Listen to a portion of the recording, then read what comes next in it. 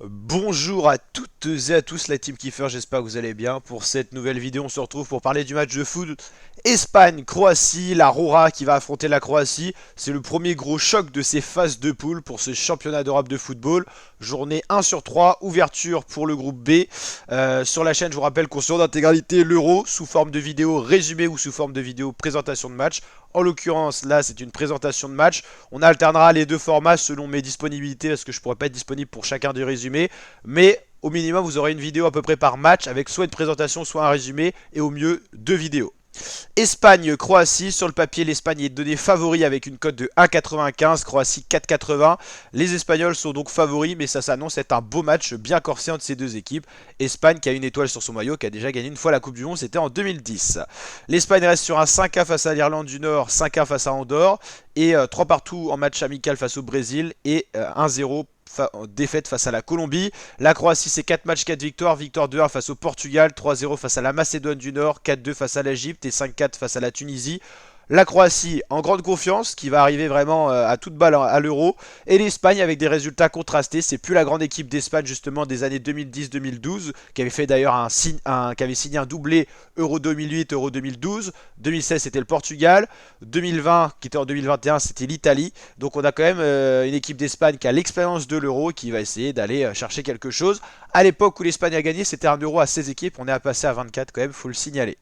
L'Espagne, alors la composition, on aura Unai Simon en tant que gardien, Carvaral, Nacho, Lenormand et Cucurella en défense centrale, González, Rodri, Fabian Ruiz, Lamine Yamal, la jeune pépite espagnole, Alvaro Morata, le buteur et Nico Williams.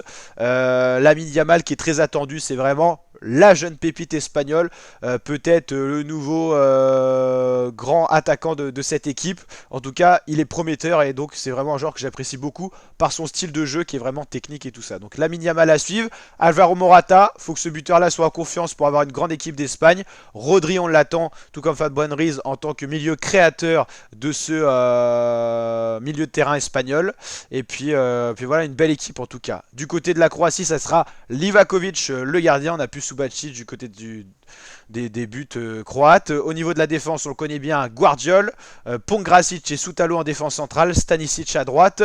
Les milieux de terrain vraiment très cotés parce qu'ils jouent dans des grands clubs. Kovacic, Brozovic, Modric. C'est vraiment ce milieu créateur croate qui peut vraiment mener cette équipe très loin dans la compétition. En attaque, Majeur et Kramaric. Majeur, il joue à Rennes, Kramaric et Budimir.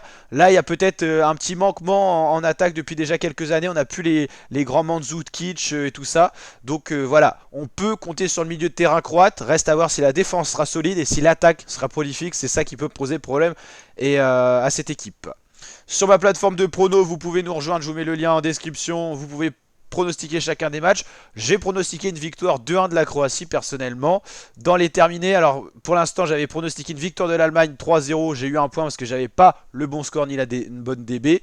Et Hongrie-Suisse, j'avais vu match nul et finalement la Suisse s'est imposée. Donc pour l'instant je suis pas si foufou en termes de prono. Voilà, pour l'instant personne n'a mis tous les points, hein. Le maximum potentiellement de points à prendre c'était 6, personne l'a vu. On est 32 donc n'hésitez pas à nous rejoindre en masse. Et puis voilà, il y a encore pas mal de petits pronos à mettre, hein. Vous avez le décompte à chaque fois jusqu'à quand vous pouvez pronostiquer le match. Je vous mets le lien en description, n'hésitez pas à liker si ça vous a plu, vous abonner, activer la cloche. Et donc je pronostique une victoire de la Croatie. Allez, ciao l'équipe.